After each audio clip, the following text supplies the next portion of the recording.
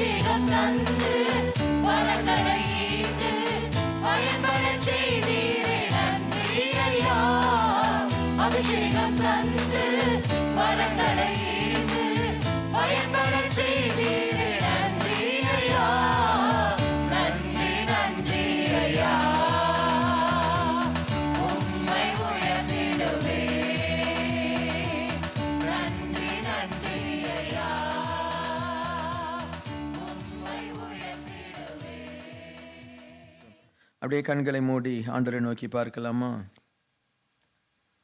தகப்பனே, நாங்கள் உம்மை ஸ்தோத்தரிக்கிறோம். ராஜா, பரலோக பிதாவே, நாங்கள் உம்மை துதிக்கிறோம். இந்த புதிய வருட ஆயத்த ஜெபத்திற்காய் நன்றி அப்பா. இப்படி ஒரு ஜெபம் தேவையா என்று அநேகர் நினைக்கலாம்.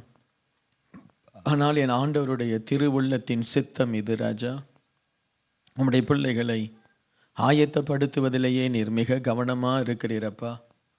எகிப்திலிருந்து ஜனங்கள் வெளியே வர வேண்டிய சூழ்நிலை வரும் பொழுது ஆண்டவரே, பஸ்காவை அடித்து அதன் இரத்தத்தை நிலைக்கால்களில் பூசி அந்த பஸ்காவை வேகமாய் புசித்து கால்களில் பாதரட்சையை போட்டு ஆண்டவருடைய பஸ்காவை ஸ்தோத்திரத்தோடு கூட புசித்து தீவிரமாய் ஜனங்களை புறப்பட பண்ணினீர் ஆண்டவரே.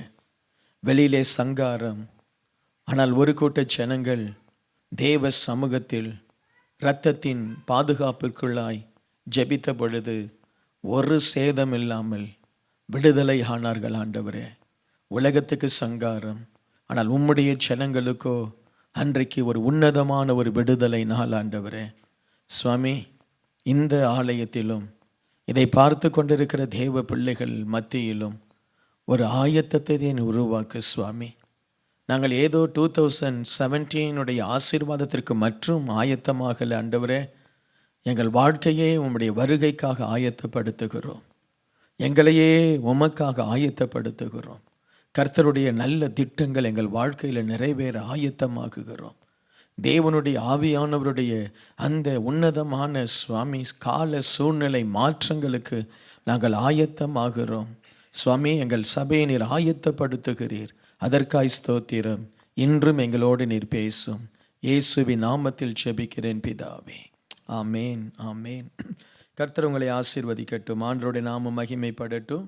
இந்த ஆயத்த ஜெபம் ரொம்ப முக்கியமானது. இந்த ஆயத்த ஜெபம் நம்மை ஆண்டவருடைய ஆசீர்வாதத்திற்காக அது நம்மை ஆயத்தப்படுத்தணும். ஆயத்தம் செய்கிறவர்கள் ஞானம் உள்ளவர்கள். Price the Lord. ஆண்டவரே சொல்றாரு, வருகை வருது, மணவாளன் வர வேண்டிய நேரம் வருகிறது. 10 கன்னிகைகள் தங்களை ஆயத்தப்படுத்தினாங்க. அதிலே 5 கன்னிகைகள் புத்தி இல்லாதவர்கள், 5 பேர் புத்தி உள்ளவர்கள் என்று ஆண்டவர் விவரித்து காண்பிக்கிறார். என்ன? ஆயத்தமாக்கப்பட்டதிலேயே 10 பேர் புத்தி இல்லாதவர்கள். ஏன்னா அவங்களுடைய ஆயத்தம் சரியில்லை, அவங்க சரியானபடி ஆயத்தமாகலை. ஸோ எப்பொழுதுமே கிறிஸ்தவ ஜீவியம் ஆயத்தமாக இருக்கிறவர்களுக்குரிய ஒரு ஜீவியம். ஆமீன். நம்ம எப்பொழுதுமே ஆயத்தமாக இருக்கணும், எல்லாவற்றிற்கும் ஆயத்தமாக இருக்கணும், ஆசீர்வாதத்திற்கும் ஆயத்தமாக இருக்கணும்.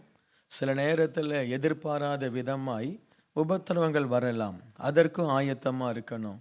தானியேல் ஜெபித்து கொண்டே இருக்கிறார், உயர்வுகள் வந்து கொண்டே இருக்கிறது. அவர் ஜெபிக்கிறாரு, ராஜாவினுடைய சொப்பனம் தெரியுது, அர்த்தம் தெரியுது, உயர்வு, அவருடைய ஞானம் வெளிப்படுது. இவரை போல யாரும் இல்லைன்னு உயர்த்திட்டே இருக்கிறாங்க. திடீர்னு ஆபத்து வருது, அதற்கு அவர் ஆயத்தமாக இருந்தார்.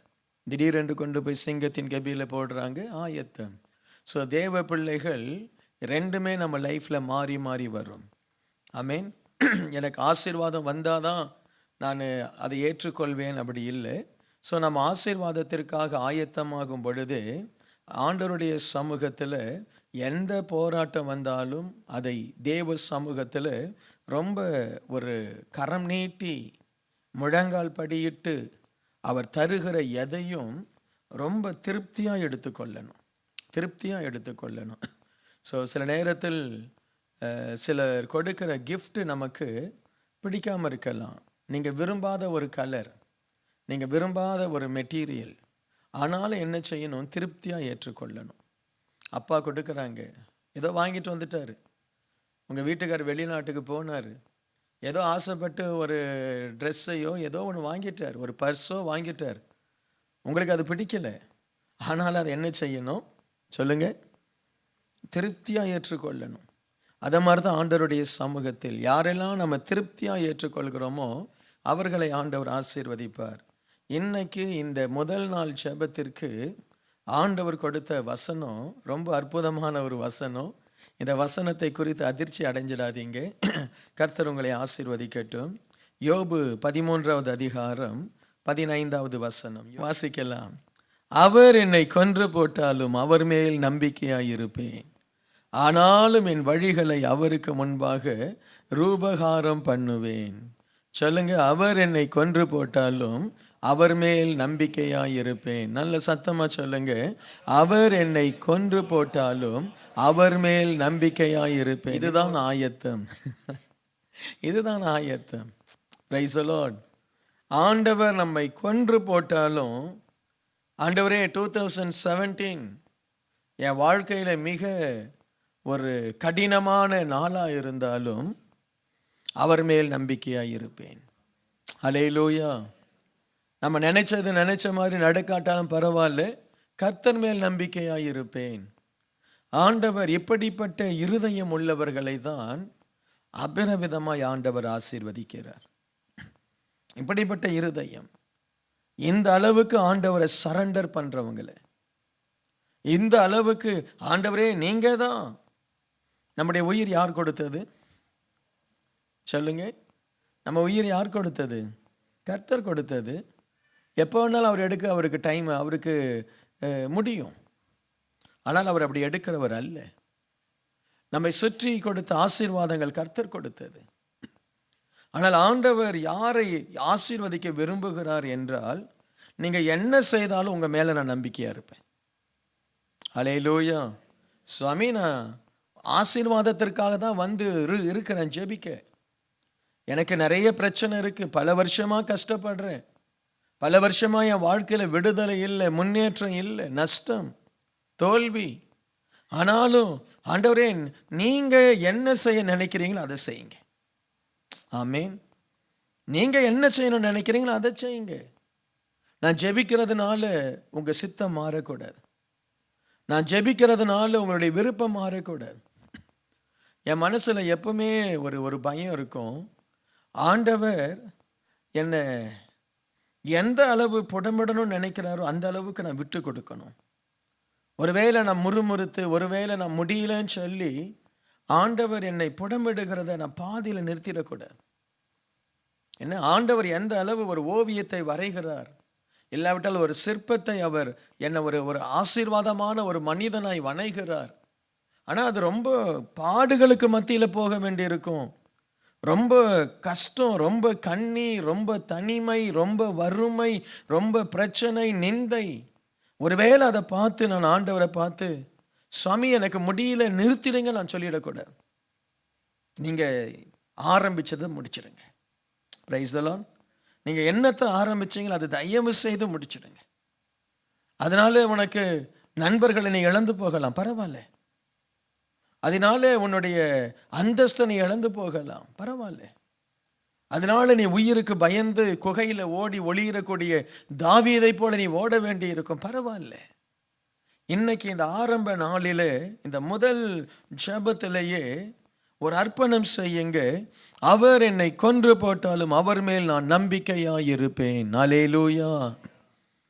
எத்தனை பேர் இதை ஏற்றுக்கொள்ள முடியுது எனக்கு தெரியல. எத்தனை பேருக்கு இதை ஏற்றுக்கொள்ள முடியுதுன்னு தெரியல. இதுதான் ஆவிக்குரிய ஜீவியம். ஆமீன்.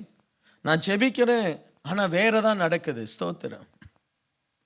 நான் ஜெபிக்கிறேன், வேற மாதிரி தான் லைஃப் மாறுது, ஸ்தோத்திரம். நான் நினைச்சேன் இயேசுவின் நாமத்தினாலே நீங்கள் எதை கேட்டாலும் அவர் தருவார், அவர் செய்வார் நான் நினைச்சேன், ஜெபிச்சேன், அப்படி நடக்கல. அந்த பிரச்சனை இன்னும் இருக்கு, அந்த போராட்டம் இன்னும் இருக்கு, குடும்பத்தில் அந்த போராட்டம் இருக்கு, வேலையில் அந்த போராட்டம் இருக்கு. உடனே நீங்க என்ன செய்யணும்? ரிவர்ஸ் ஆகி சொல்லணும், ஆண்டவரே நீர் என்னை கொன்று போட்டாலும் உன் மேல் நம்பிக்கையா இருப்பேன். Praise the lord. Hallelujah, hallelujah. மற்றவங்க ஆசீர்வாதமா இருக்கிறாங்க, நீயே ஆசீர்வாதமா இல்லை. ஆண்டவரே நீர் என்னை கொன்று போட்டாலும் நான் என்ன செய்வேன்? உங்க மேல நம்பிக்கையா இருப்பேன்.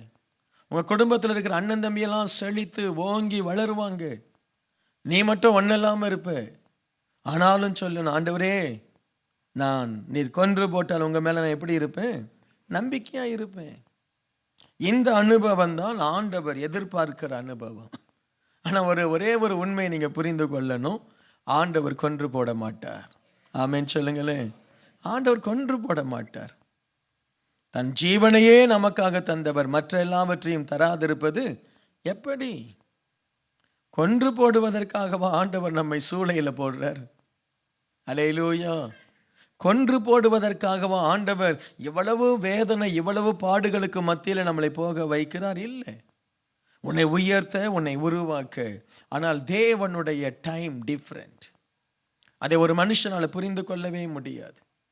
ஆண்டவருடைய டைம், ஆண்டவருடைய திட்டம், ஆண்டவருடைய ஆலோசனை ரொம்ப அற்புதமானது. ஆகவே தான் சொல்றாரு, உன் நினைவுகளும் என் நினைவுகளும் எட்டாதப்பா. வானத்துக்கும் பூமிக்கு எவ்வளவு உயரமோ அவ்வளவு உயர்ந்தது என்னுடைய நினைவுகள். என்ன, நீ என்னை நோக்கி கூப்பிடு, நேரம் வரும், நீ அறியாதது உனக்கு எட்டாததுமான காரியத்தை நான் என்ன செய்வேன்? உனக்கு அறிவிப்பேன். இன்றைக்கு இந்த 2017 ஆசீர்வாதத்திற்காக வந்திருக்கிறோம். முதல்ல நாம் அர்ப்பணிப்போம். சுவாமி எனக்கு என்ன வந்தாலும் உமக்கு ஸ்தோத்திரம். ஹல்லேலூயா. எல்லாம் தலை கீழே போனாலும் பரவாயில்ல, என் வாழ்க்கையில் ஆசீர்வாதமே இல்லாமல் போனால் பரவாயில்ல, பேங்க் பேலன்ஸ் எல்லாம் 0 ஆனாலும் பரவாயில்ல. ஹல்லேலூயா. நீர் என்னை கொன்று போட்டாலும், அவர் என்னை கொன்று போட்டாலும் அவர் மேல் நான் நம்பிக்கையாயிருப்பேன். இதுதான் விசுவாசம். இதுதான் ஆண்டவர் மேல நம்ம வைக்கிற விசுவாசம்.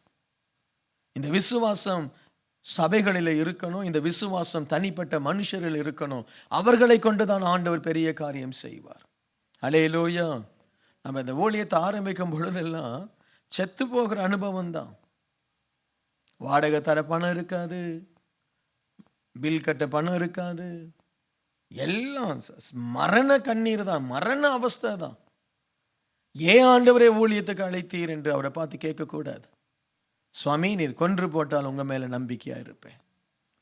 ஆண்டவரே, என் வாழ்க்கையில நிந்தைனாலே, போராட்டத்தினாலே, அவமானத்தினாலே ஊழியத்தை ஆரம்பித்தான், ஒன்னும் இல்லாம ஆயிட்டான் அப்படின்னு சொன்னா பரவாயில்ல. அதுதான் உங்க விருப்பமா? I will go through it. ஆமென்.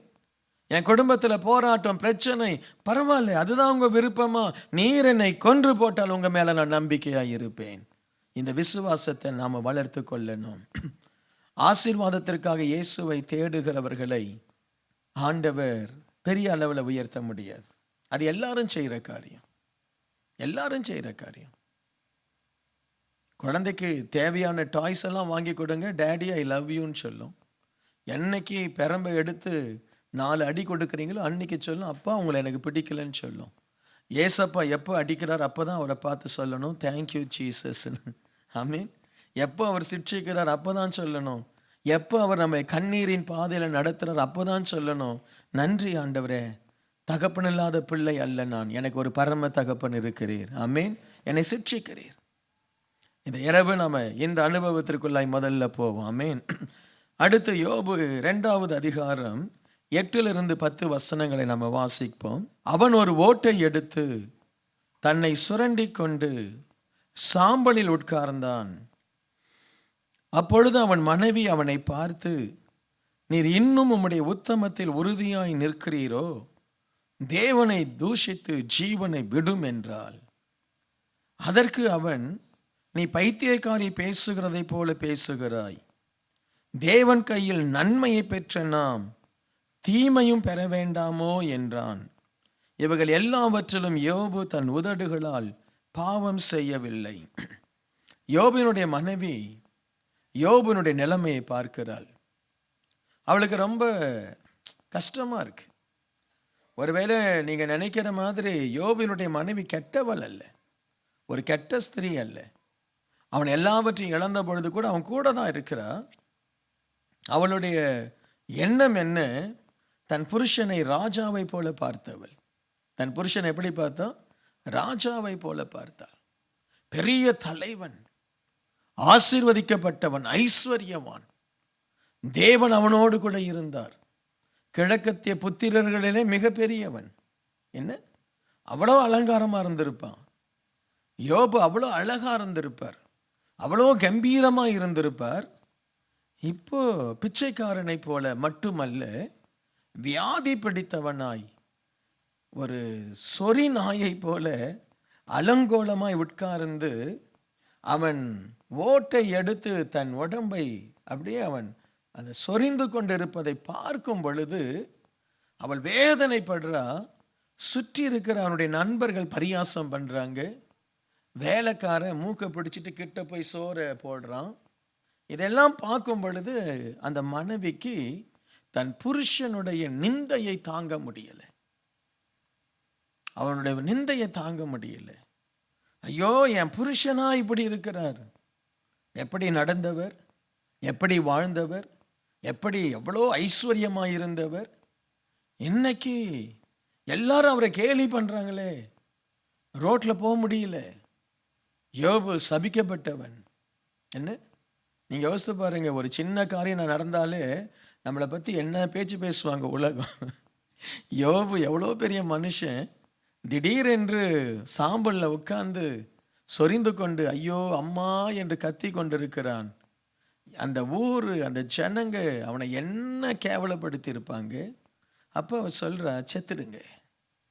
என்ன செய்யுங்க? செத்துடுங்க. நீங்க வாழ்ந்தது போதும், உங்களை நான் இப்படி பார்க்க நான் விரும்பல. அந்த ஆண்டவர் ஆண்டவர்னு சொல்லி எப்பவுமே ஆண்டவர் பின்னாடி போனீங்க. அவர் கொடுத்த பரிசு நியாயமா? அவர் கொடுத்த ஆசீர்வாதம், அவர் கொடுத்த பிரதிபலன் நியாயமா? உங்களை எனக்கு தெரியும், நீங்க எவ்வளவு உத்தமம், நீங்க எவ்வளவு பெரிய ஒரு உத்தமன், நீங்க எவ்வளவு பெரிய நீதிமான். உங்களை இப்படி பண்ணிட்டாரே, எனக்கு புருஷன் இல்லாட்டா பரவாயில்ல, நீங்க இப்படி கஷ்டப்பட வேண்டாம், நீங்க இப்படி கஷ்டப்பட வேண்டாம், தயவு செய்து நீங்க செத்துருங்க. நல்ல வேளை அந்த அம்மா விஷம் கொடுக்காம போயிடுச்சு. நீங்க செத்துருங்க, உங்களை நான் பார்க்க எனக்கு முடியல. அப்போ இந்த மனுஷன் சொல்ற வார்த்தை ரொம்ப ஸ்ட்ராங். யோபு, அதற்கு அவன், நீ பைத்தியக்காரி பேசுகிறதை போல பேசுகிறாய். தேவன் கையில நன்மையை பெற்ற நாம், நம்ம ஆண்டவர் கையில நன்மையை பெற்றோமே, அதை எப்படியெல்லாம் அனுபவிச்சோம்? ஆண்டவர் நமக்கு குழந்தைகளை கொடுத்தார். அந்த குழந்தைகளை தூக்கி தூக்கி ஆண்டவரை ஸ்தோத்திரம் பண்ணோமே. ஆண்டவர் நமக்கு குதிரைகளை, மாடுகளை, ஏராளமான பொருட்களை, நல்ல வஸ்திரங்களை, நல்ல ஆகாரத்தை எல்லாம் கொடுத்தார். அதெல்லாம் அனுபவிச்சோம். தெய்வம் தந்தது, தெய்வம் தந்தது, இயேசு தந்தது, பிதாவானவர் தந்தாருன்னு சொல்லி அதெல்லாம் அனுபவிச்ச. இப்போ ஆண்டவருடைய தீமையை நன்மையை பெற்ற நாம் தீமையும் பெற வேண்டாமோ என்றான். எந்த அளவுக்கு நான் நன்மை அனுபவிச்சேனோ அதே அளவு ஆண்டவர் தர தீமை நான் அனுபவிக்கட்டும். Let me suffer. என்ன?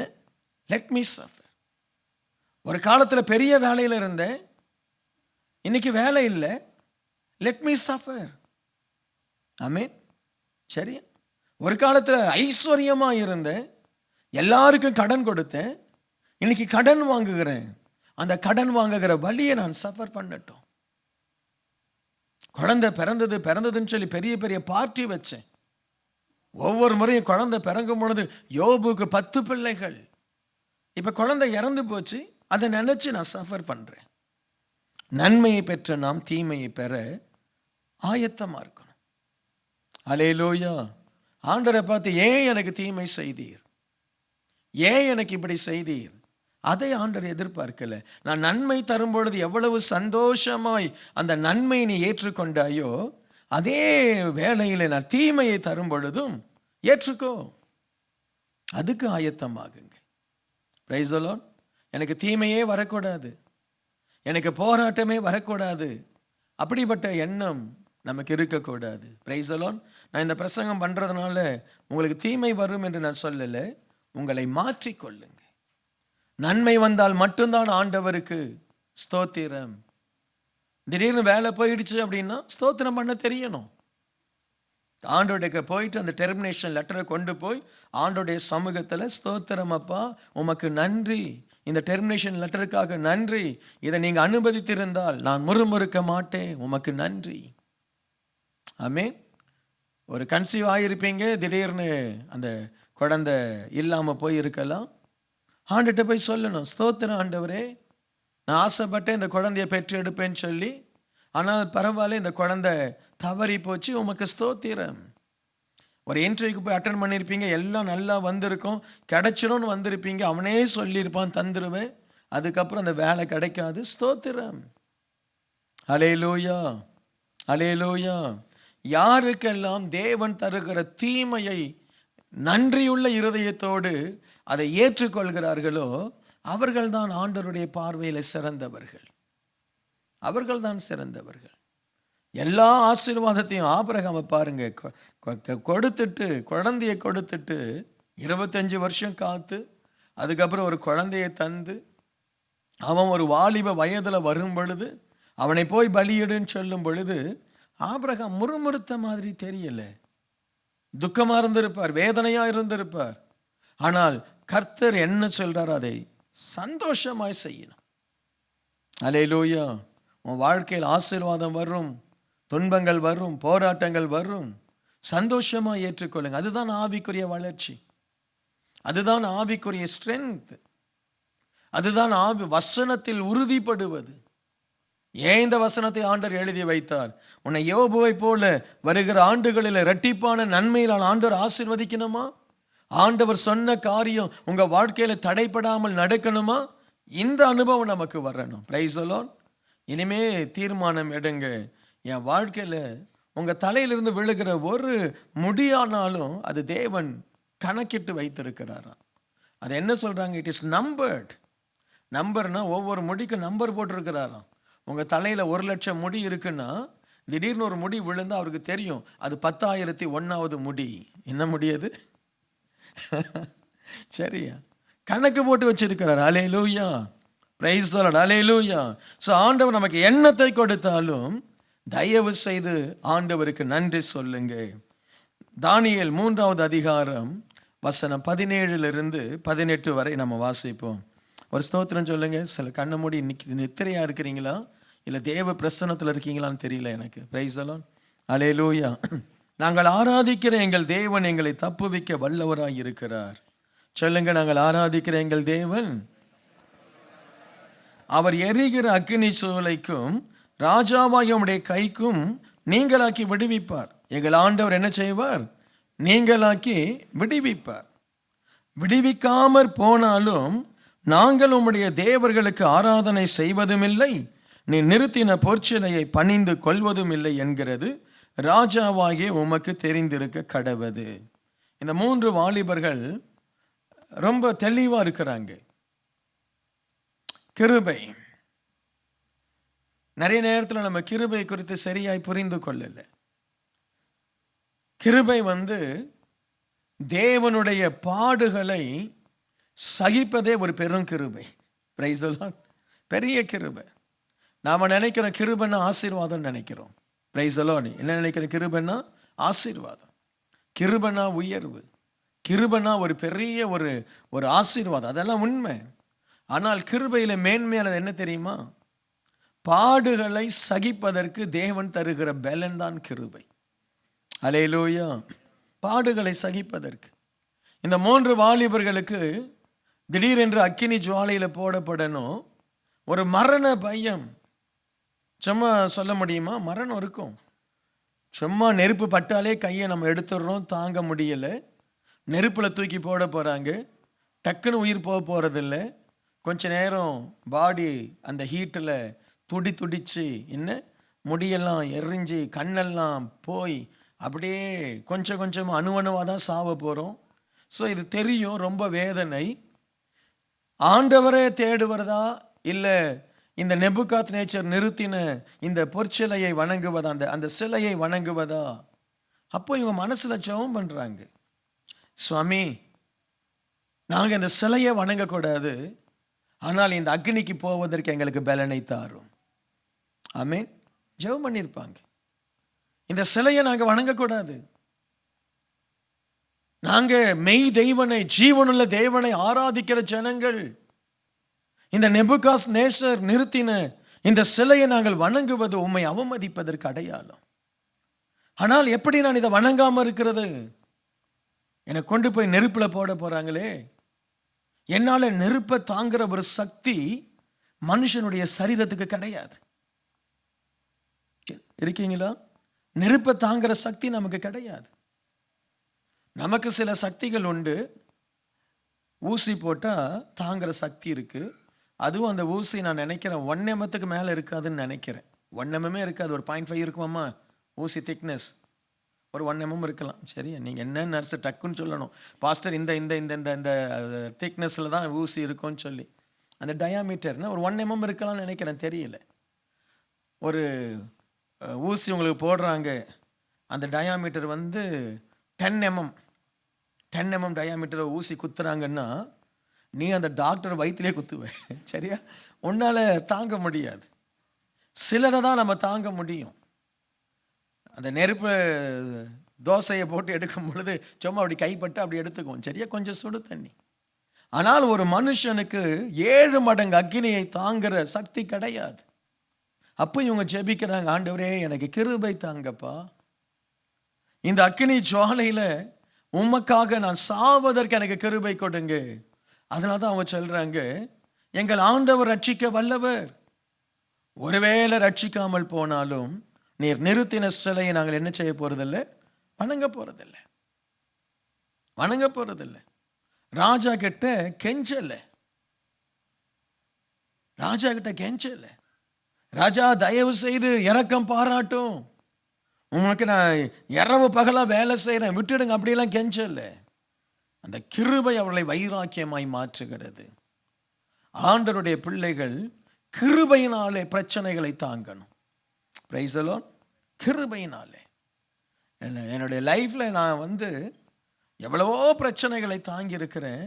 திரும்பி பார்த்தா எனக்கே ஆச்சரியமா இருக்கும். நாம ஒரு பயந்த ஸ்வாபம், ஒரு எளிமையான ஒரு மனுஷன், ஒரு முரடன் இல்லை, ரொம்ப தைரியசாலி இல்லை. ஒரு சாந்தமாக நடந்துட்டு போகிற ஆள், நமக்கு வர பிரச்சனை கோலியாத்தால நமக்கு முன்னாடி தான் வந்து நிற்கிறான். சரி, இல்லாத பிரச்சனை இல்லாத போராட்டம்லாம் வருது. ஆண்டவரே இதை எப்படி நான் தாங்கினேன்? எனக்கே ஒரு கேள்வி, எப்படி இதெல்லாம் நான் தாங்கினேன்? கிருபை. ஹல்லேலூயா. தேவ பிள்ளைகள் அக்கினியை சந்திக்கிற கிருபையை கேட்கணும் தேவ சமூகத்தில். என்ன நீங்கள் ரட்சித்தாலும் பரவாயில்ல ஆண்டவரே, ரட்சிக்காவிட்டாலும் பரவாயில்ல, நான் கிருபையோடு உமக்காக சாட்சியாய் நிற்கணும். 2017 அதை தான் நீங்கள் கேட்கணும். சாட்சியாக நான் நிற்பேன். என்ன போராட்டம், என்ன அவமானம், என்ன நிந்தை, என்ன எந்த விதமான உபத்திரம் வந்தாலும் எனக்கு ஒரு இன்னர் ஸ்ட்ரென்த்தை கொடுங்க. அதுதான் கிருபை, ஒரு இன்னர் ஸ்ட்ரென்த். ஆச்சரியமாக இருக்கும், ஜனங்களை வெட்டி வெளுத்துறாங்க, இயேசுதான் இயேசுதான் சொல்லி ஜீவனை விடுறாங்களே. எவ்வளவுதான் அநியாயம் செய்தால் எல்லாவற்றையும் யோசேப்பை போல தாங்கிக் கொள்றாங்களே. என்ன எவ்வளவுதான் அநியாயம் செய்தால் இயேசு கிறிஸ்துவை அந்த அடி அடிக்கிறாங்க, சிலுவையில் அவரை தொங்க வைக்கிறாங்க. அந்த தொங்கிக் கொண்டு இவர்கள் செய்த பாவத்தை மன்னின்னு சொல்லி கதறாரே, அதெல்லாம் என்ன கிருபை. ஹல்லேலூயா. ஸோ கிருபையை கேளுங்க. உபத்திரவங்கள் மத்தியில், போராட்டங்களுக்கு மத்தியில் பிசாசு உங்களை சில பிரச்சனையில தள்ளுவான். எப்படி நேபுகாத்நேசருக்கு திடீரென்று ஒரு எண்ணம் வந்ததை போல உங்களுடைய லைஃப்ல பிசாசு சில திட்டங்களை கொண்டு வந்து, இயேசுவை நீ மறுதலிப்பாயா, இயேசுவை நீ விட்டு விலகிடுவியா, சபையை விட்டு விலகிடுவியா, ஊழியத்தை விட்டு விலகிடுவியா, உன்னுடைய ஜெபத்தை விட்டு விலகிடுவியா, உன்னுடைய அர்ப்பணத்தை விட்டு விலகிடுவியா, பிசாசு உனக்கு உபத்திரவத்தை கொடுப்பான். நீங்க மனதில் தீர்மானம் எடுக்கணும், நான் கிருபை பெற்றவன். அக்கினிக்கு கூட பயப்படாத ஒரு கிருபை, சிங்கத்துக்கு கூட பயப்படாத ஒரு கிருபை. ஹல்லேலூயா. அதுதான் கிருபை. கிருபை என்பது ரட்சிப்போடு மட்டும் நிற்கல, ஒரு உன்னதமான ஒரு தேவ பலன். ஆண்டவருக்காக எந்த ஒரு நெருக்கத்தின் மத்தியிலும் போவது. Praise the lord. ஹல்லேலூயா. அதற்காக உங்களை ஆயத்தமாக்குங்க. கிறிஸ்தவ ஜீவியம் வெறும் ஆசீர்வாதம் ஆண்டவர் சொல்லவே இல்லை. உபத்திரம் உண்டு, ஆனாலும் என்ன செய்யுங்க, திடன் கொள்ளுங்கள், நான் உலகத்தை ஜெயித்தேன். இன்னைக்கு உங்களுடைய விசுவாசத்தை இந்த ஜெபத்தில் ஆயத்தப்படுத்த உங்களுடைய கிருபையை. அப்போஸ்தலர் 5வது அதிகாரம் வசனம் 40-41. அப்பொழுது அவர்கள் அவனுடைய யோசனைக்கு உடன்பட்டு அப்போஸ்தலரை வரவழைத்து அடித்து இயேசுவின் நாமத்தை குறித்து பேசக்கூடாது என்று கட்டளையிட்டு அவர்களை விடுதலையாக்கினார்கள். அவருடைய நாமத்துக்காக தாங்கள் அவமானம் அடைவதற்கு பாத்திரராக எண்ணப்பட்டபடியினால் சந்தோஷமாய் ஆலோசனை சங்கத்தை விட்டு புறப்பட்டு போய்,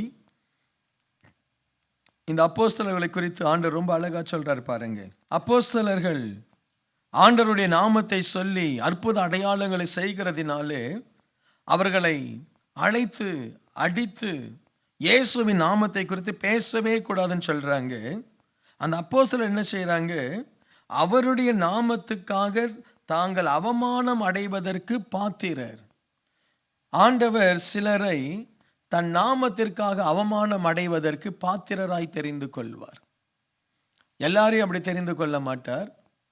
இயேசு கிறிஸ்து அவருடைய நாமத்திற்காக, அவருடைய சபைக்காக, அவருடைய ஊழியத்திற்காக, அவருடைய வேதத்திற்காக சிலர் அவமானப்படும்படி தெரிந்து கொள்வார். அந்த அவமானத்திற்கு நாம பாத்திரராய் மாறணும். Praise the lord. ஹல்லேலூயா. எப்பவுமே நம்ம கனத்திற்கு தான் பாத்திரராய் மாற ஆசைப்படுறோம். சில நேரத்தில் ஆண்டவருக்காக ஒரு சுவிசேஷத்தை அறிவிப்பீங்க, உங்களை அடிக்கலாம், கேவலமாய் பேசலாம். ஒருவேளை ஆண்டவருடைய ஊழியத்தை நீங்கள் சொல்ல போகிறதுனால, ஆண்டவருடைய பிள்ளை நீங்கள் என்பதினால உங்களை வேலையிலிருந்து எடுக்கலாம், உங்களை இல்ட்ரீட் பண்ணலாம். நீங்கள் ஆண்டவருடைய பிள்ளையாக இருக்கிறதுனால உங்கள் குடும்பத்தினரே உங்களை கேவலமாக நடத்தலாம். அது ஆண்டவர் உங்களுக்கு கொடுத்த ஒரு பாக்கியம். Price the Lord. அதை பெருசாக நினைக்காதீங்க. ஆண்டவரே உமக்காக நான் நின்றதினால அடிக்கப்பட்டேனே, அடிக்கப்பட்டது ஒரு பாக்கியம். Price the Lord. உமக்காக ஒரு ட்ராக்ஸை கொடுக்க போனேன், அந்த ட்ராக்ஸை வாங்கி என் முகத்திலே தூக்கி விட்டெறிஞ்சான், அது ஒரு பாக்கியம். Price the Lord. நம்ம அப்படிப்பட்ட நிலைமையிலும் ஆண்டவருக்கு சாட்சிகளாய் மாறும் பொழுதுதான் கர்த்தர் நம்ம மூலமாய் அற்புத அடையாளங்களை செய்வார். எந்த பேதுரு அடிக்கப்பட்டானோ அந்த பேதுருவை கண்டு ஒரு நாளிலே அந்த முழு எருசலேமும் நடுங்கினது. பேதுருவை கண்டு அவ்வளோ வல்லமை. அவன் நடந்தா ஜனங்க சுகமாகறாங்க, அவன் கைப்பட்டால் ஜனங்களுடைய வியாதி மறையுது. இயேசு கிறிஸ்துவை போலவே அவன் மகா பெரிய அப்போஸ்தலனாய் மாறி ஊழியம் செய்கிறான். ஏன்? இயேசுவுக்காக ஒரு காலத்தில் அவமதிக்கப்பட்டான், இயேசுவுக்காக ஒரு காலத்தில் அடிக்கப்பட்டான். இன்றைக்கு ஆண்டவருடைய ஆசீர்வாதத்தை பெறுகிற பிள்ளைகள் தேவன் நிமித்தமாய் அவமானப்பட தயங்கக்கூடாது. பிரைஸ் தி லார்ட், அல்லேலூயா. அவமானப்பட தயங்கக்கூடாது.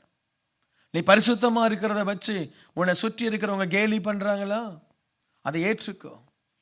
நீ சபைக்கு வருவதை குறித்து உன்னை சுற்றி இருக்கிறவங்க அவமானப்படுத்துறாங்களா, ஏற்றுக்கோ.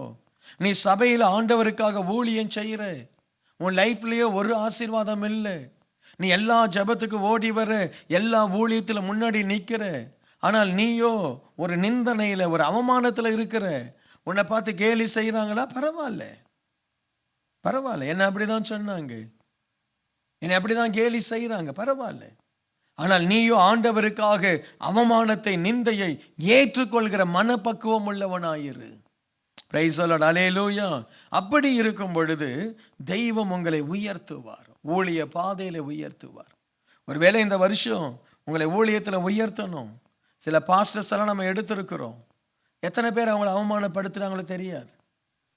முன்னெல்லாம் ஒரு பாஸ்டர், நான் பார்த்து சபைக்கு வந்த பையன், உன்னை போய் பாஸ்டர், உனக்கு என்ன தெரியும், நீ பாஸ்டருக்கு ஃப்ரெண்டு, அதனால உன்னை பாஸ்டர் ஆக்கிட்டாங்க, என்ன இப்படியெல்லாம் அவமானப்படுத்தலாம். ஒரு செல் குரூப் லீடராக அவங்கள வச்சிருப்போம். உங்களை மற்றவங்க அவமானப்பட, இவங்களுக்கு என்ன தெரியும்னு சொல்லி இவங்களை செல் குரூப் லீடராக வச்சுட்டாரு பாஸ்டர். நீ நல்லா பாடுறேன்னு சொல்லி உன்னை தூக்கி வச்சிருப்போம், உன்னை கொயரில் வச்சிருப்போம், மியூசிக்கில் வச்சிருப்போம், உன்னை அவமானப்படுத்தலாம். ஆனால் ஆண்டவருக்காக அவமானத்தை ஏற்றுக்கொள். ஹல்லேலூயா. ஆண்டவருக்காக அவமானத்தை ஏற்றுக்கொள். என்னை பொறுத்த வரைக்கும் அவமானத்தை ஏற்றுக்கொள்ளாதவர்கள் மகிமையாய் மாற முடியாது. ஹல்லேலூயா. அவமானத்தை ஏற்றுக்கொள்ளணும். உங்களை பரியாசம் பண்ணுவாங்க, உங்களை கேவலமாய் பேசுவாங்க, அதுக்காக நீங்கள் லூசு மாதிரி நடக்கக்கூடாது. இது நான் ரொம்ப கரெக்டாக இருக்கணும். சில ஆட்கள் நடக்கிறதெல்லாம் லூசு மாதிரி நடக்கும். அவங்கள கேலி பண்ணுறது, பரியாசம் பண்ணுறது பண்ணி தான் ஆகணும். அவங்கள என்ன தான் செய்ததும் அவனை பண்ணி தான் ஆகணும்.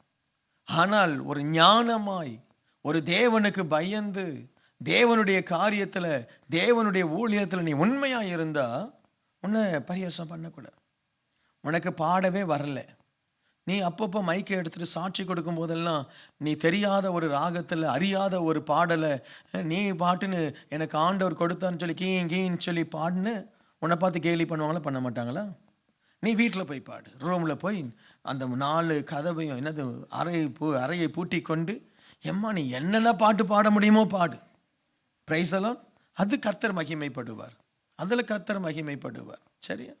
ஸோ நம்ம சில காரியங்களை நாமளே தேவனுடைய நாமத்தை வீணிலே வழங்கி அவமானத்தை கொண்டு வந்துடக்கூடாது. பிரைஸ் தி லார்ட், அல்லேலூயா. சரியா? ஸோ அதே நேரத்தில் ஆண்டவருக்காக அவமானப்படுத்தப்படுவதை ஏற்றுக்கொள்ளணும். ஆண்டவருக்காக நீ அவமானப்படுறியா, கர்த்தருக்கு ஸ்தோத்திரம், கர்த்தருக்கு ஸ்தோத்திரம். நீ ஒரு தெய்வ பயமுள்ள ஒரு புருஷன், உன் மனைவி உன்னை தாளிச்சு எடுக்கிறாங்களா, ஸ்தோத்திரம். நீ தெய்வ பயமுள்ள ஒரு மனைவி, உன் புருஷன் உன்னை போட்டு புரட்டி புரட்டி வறுத்து எடுக்கிறாரா, அவமானப்படுறியா, ஸ்தோத்திரம். பிரைஸ் தி லார்ட், அல்லேலூயா. அவமானப்படுவோம், அதற்காக உங்களை ஆயத்தமாக்கி கொள்ளுங்க. கடைசியாக ஒரு வசனம் சொல்லுது பாருங்க, பிலிப்பியர் 1:29, ஏனெனில் கிறிஸ்துவினிடத்தில் விசுவாசிக்கிறதற்கு மாத்திரமல்ல, அவர் நிமித்தமாய் பாடுபடுகிறதற்கும் உங்களுக்கு அருளப்பட்டிருக்கிறதாம். அது என்னது? அது பாக்கியம் மாதிரி சொல்ல, உங்களுக்கு அருளுகிறோம், அருள் கொடுக்கிறாராம். பாடு என்னவா? அருள். எடுத்துட்டீங்களா? வாசிங்க பிலிப்பியர் 1:29. ஏனெனில் கிறிஸ்துவினிடத்தில் விசுவாசிக்கிறதற்கு மாத்திரமல்ல, அவர் நிமித்தமாய் பாடுபடுகிறதற்கும் உங்களுக்கு அருளப்பட்டிருக்கிறது. சொல்லுங்க, அவர் நிமித்தமாய் பாடு. அது ஒரு அருள். சொல்லுங்க, பாடு என்ன? அருள். தேவன் கொடுக்கிற ஒரு வரம். பாடு தேவன் கொடுக்கிற ஒரு வரம். ஆரம்பத்தில் தெரியல யோசேப்புக்கு பாடு ஒரு வரம்னு. அவன் நினைச்சான் பாடு ஒரு சாபம். ஆனால் ஆண்டவர் சொன்னார், அதுதான்ப்பா வரம். அந்த வரம் ஒரு நாளிலே தெரியும். Price the Lord. ஆண்டவர் ஆபிரகாமை அழைச்சார், மகனே உன் தேசத்தெல்லாம் விட்டுட்டு நீ வா. ஆண்டவரே, இந்த காடு இந்த கடல் இதெல்லாம் கடந்து நான் போனோமா? பாடுதான், உபத்திரவம் தான். ஆனால் இன்னைக்கு ஆபிரகாம் பரலோகத்திலிருந்து பார்ப்பார், இஸ்ரவேல் ஜனங்களை பார்ப்பார். உலகத்திலே ரொம்ப நோபல் பரிசு வாங்கின தேசம் எது? இஸ்ரவேல் ஜனம். எத்தனையோ நாடுகளை இன்டைரக்டாக ஆண்டு கொண்டிருக்கிற தேசம் எது? இஸ்ரேல். நீங்கள் பார்த்தீங்கன்னா அமெரிக்காவை அவங்க ஆள மாட்டாங்க. அவங்க இஸ்ரேல் தேசம் எங்கேயோ பின்னணியிலேருந்து ஆண்டு கொண்டு இருக்கும். என்ன, அன்றைக்கி ஏதோ ஒரு புக்கை படித்தேன். அந்த புக்கில் அவங்க எப்படியோ கனெக்ட் பண்ணி கொண்டு வராங்க. அந்த விக்டோரியா மகாராணிக்கு இங்கிலாந்துடைய அரசியல் குடும்பமே யூத குடும்பம்ன்றாங்க. ஏதோ ஒரு கணக்கை வச்சு, அது எப்படின்னு தெரியல எனக்கு. என்ன, உலகத்தில் பல நாடுகளை யார் தான் ஆண்டுட்டு இருக்கா? இன்டைரக்டாக அவங்க தான் ஆண்டுட்டு இருக்கிறாங்க. ஆபிரகாம் பார்த்துருப்பார். அன்னைக்கு ஒரு மனுஷன், வயசான மனுஷன், செத்து போன மனுஷன், அந்த மனுஷன் இன்னைக்கு உலகம் முழுவதையும் ஆளுகிற ஒரு தேசம். அந்த நாடு சின்ன நாடு. அந்த நாடை சுற்றி அவங்களுக்கு இருக்கிற அந்த வல்லமை, அதிகாரம் ரொம்ப அதிகம். Price the Lord. உலகத்தில் அவங்க இல்லாத நாடே இல்லை. அவங்க இல்லாத நாடே இல்லை. எல்லா தேசத்தில் அவர்கள் இருக்கிறாங்க. அப்படிப்பட்ட ஞானம், அப்படிப்பட்ட வல்லமை. உபத்திரவத்தில் தேவன் மகிமையை கொண்டு வருகிறார். அல்லேலூயா. ஆகவே இந்த புது வருஷ ஜெபத்தில் வரும் பொழுது, ஆண்டவரே எனக்கு கார் கொடுங்க ஆண்டவரே, அது அல்ல நம்முடைய திட்டம். ஆண்டவரே என்னை உம்முடைய விருப்பப்படி உருவாக்கும். அல்லேலூயா. ஆண்டவரே நீங்க என்ன கொடுத்தாலும் நீங்க கொடுங்க. உபத்திரவமா? அவருக்கு உபத்திரவத்தை தர தெரியும், உபத்திரவத்தை ஆசீர்வாதமாய் மாற்ற தெரியும். அவருக்கு கண்ணீரை வரவழைக்க தெரியும், கண்ணீரை ஆனந்த கண்ணீராய் மாற்ற தெரியும். அவருக்கு வறட்சியை கொண்டு வர தெரியும், அந்த வறட்சியை ஆசீர்வாதமாய் மாற்ற தெரியும். அவரை உன்னை அவமானப்படுத்த அவருக்கு தெரியும், அந்த அவமானப்படுத்தின இடத்திலேயே எப்படி உயர்த்துவது என்று அவருக்கு தெரியும். அல்லேலூயா. சாகவே தான் சொல்றேன், ஆண்டவர் எதை தந்தாலும் நல்லதை தான் தருவார். ஆமென். ஸோ இன்னைக்கு ஆண்டவரே நான் ஜெபிக்கிறேன், என்னை உயர்த்தும் என்று ஜெபிக்கிற ஜெபம் நல்லது. ஆசீர்வாதத்துக்காக ஜெபம் பண்ணுங்க. ஆனால் நன்மையை பெற்ற நான் அவர் கரத்தில் இருந்து தீமையும் பெற ஆயத்தம். அவர் என்னை கொன்று போட்டால் அவர் மேல நான் எப்படி இருப்பேன்? நம்பிக்கையா இருப்பேன். இன்னைக்கு அந்த ஜெபத்தை நம்ம பண்ணோம். எத்தனை பேர் உண்மையா பண்ண போறீங்க? எத்தனை பேர் பயந்துருக்கீங்க? எனக்கு தெரியல. இது என்ன இன்னைக்கு வந்தது தேவ சித்தமா? இவர் என்ன இப்படி கொன்று போட்டாலும்? நான் நினச்சேன் இங்கே வந்த உடனே வியாதி சுகமாயிடும், தீர்க்க தரிசனமாக புறப்படும், நீ வாளாகாமல் தலையாவாய், நீ கீழாகாமல் மேலாவாய், நீ கர்த்தருடைய கரத்தில் அலங்காரமான கிரீடம், நீ நட்சத்திரம், நீ அது இதுன்னு வருவோம்னா, இங்கே என்ன கொன்று போட்டாலும் அவர் மேல் இருந்து பாருங்க என்ன நடக்குதுன்னு பாருங்க. ஹல்லேலூயா. இதை சொல்லி பாருங்க என்ன நடக்குதுன்னு பாருங்க. இதை சொல்லி பாருங்க. அப்பா கிட்ட போய் பிள்ளை, அப்பா நீங்கள் கொன்று போட்டாலும் நீங்கள் தான் என் அப்பா அப்படின்னா அந்த அப்பா கொல்லுவார்னு நினைக்கிறீங்க? இல்லாட்டி ஒரு மனைவி போய் புருஷன்கிட்ட, எங்க நீங்கள் கொன்று போட்டாலும் நீங்கள் தாங்க என்னுடைய புருஷன் அப்படின்னு சொன்னால் உடனே பட்டு புடவை என்ன, உடனே என்னென்னமோ பறக்கும். சரி, ஹல்லேலூயா. அப்படியே எழுந்து நின்று ஜெபம் பண்ணுவோமா ஆண்டவருடைய சமூகத்தில்? இன்றைக்கு ஆண்டவர் கொன்று போட்டாலும் ஆண்டவர் மேல் நம்பிக்கையாக இருப்பேன். ஆண்டவரே நீர் கொன்று போட்டாலும் உண்மையில நான் நம்பிக்கையாக இருப்பேன். எத்தனை யோபுகள் இந்த இடத்தில் ஆண்டவர் உருவாக்கி இருக்கிறார். இரட்டிப்பான நன்மை வருகிறது, இரட்டிப்பான நன்மை வருகிறது. இனி கர்த்தர் செய்ய போவது தடைப்படாது. உன் வாழ்க்கையில கர்த்தர் செய்ய போவது தடைப்படாது. ஆமென் சொல்லி ஜெபத்தோடு சொல்லுங்க. இனி கர்த்தர் உன் வாழ்க்கையில செய்ய போவது தடைப்படாது. கர்த்தர் செய்கிற அற்புதங்கள் தடைப்படாது. கர்த்தர் கொடுக்கிற ஆசீர்வாதங்கள் தடைப்படாது. கர்த்தர் கொடுக்கிற ஆசீர்வாதங்கள் தடைப்படாது. கர்த்தர் கொடுக்கிற அபிஷேகம் தடைப்படாது. ஒரு பெரிய அற்புத மழை பெய்கிறது. நல்ல கரங்களை தட்டி ஆண்டவர் ஆண்டவரை ஸ்தோத்திரம் பண்ணுவோம். பெற்றுக்கொள்ளுங்க. Receive it, receive it in the name of Jesus, in the mighty name of Jesus, in the mighty name of Jesus. கர்த்தருக்கே மகிமை, கர்த்தருக்கே மகிமை, கர்த்தருக்கே மகிமை, கர்த்தருக்கே மகிமை, கர்த்தருக்கே மகிமை, கர்த்தருக்கே மகிமை. ஆண்டவரை துதி துதி துதி துதி துதி துதி துதி துதி துதி. இயேசுவுக்கே மகிமை. விடுதலை, ஒவ்வொரு மேலும் விடுதலை, ஒவ்வொரு மேலும் அற்புதம், ஒவ்வொரு குடும்பத்திலும் ஒரு அதிசயம், ஒவ்வொரு குடும்பத்திலும் ஒரு அதிசயம், ஒவ்வொரு நபருக்கும் ஒரு அதிசயம். இயேசுவின் நாமத்தில், இயேசுவின் நாமத்தில், இயேசுவின் நாமத்தில் பெரிய காரியங்களை விசுவாசியுங்க. அதிகமாய் ஆண்டவரை நேசியுங்க. கர்த்தர் பெரிய காரியம் செய்வார். பரலோக பிதாவே, உம்முடைய பிள்ளைகளை ஆசீர்வதிக்கிறேன், உம்முடைய கரத்தில் ஒப்புக் கொடுக்கிறேன். இயேசுவின் நாமத்தில் பிதாவே. தூத்துக்குடி பகுதியில் கிங் ஆஃப் குளோரி ஜெப மையம் திங்கள் முதல் சனிக்கிழமை வரை காலை 9 மணி முதல் மாலை 6 மணி வரை செயல்படுகிறது. உங்களுடைய ஜெப தேவைகளுக்கு நீங்கள் எங்கள் ஜெப மையத்தை அணுக வேண்டிய முகவரி king of glory prayer centre, 4/3A, new salt colony, Tiruchendur road, Thoothukudi 628003. தொடர்பு கொள்ள மொபைல் நம்பர் 8220014177. இந்த ஊழியத்தை நீங்கள் தாங்க விரும்பினால் உங்கள் காணிக்கைகளை கிங் ஆஃப் குளோரி என்ற பெயருக்கு காசோலையாகவோ டிமாண்ட் டிராஃப்டாகவோ அனுப்பலாம். எங்கள் account number Karur Vysya bank 1203135000003195. IFSC code KVBL 0001-202. தயவு செய்து உங்கள் தசம பாகங்களை எங்களுக்கு அனுப்ப வேண்டாம், அது உங்கள் சபைக்குரியது.